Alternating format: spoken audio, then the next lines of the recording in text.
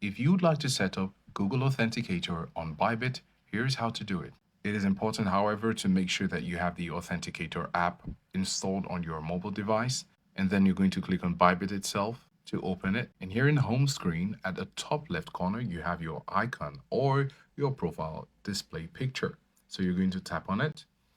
And when it takes you here, you're going to tap on the profile icon once again. And then it takes us to where we can see security. So we're clicking on security. And here we have Google two-factor authentication. Of course, in this account, it is already activated. That means it works with Google Authenticator.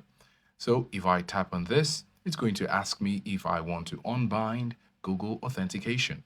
So we won't be doing that. But if you need to do it, all you need to do is to toggle it on.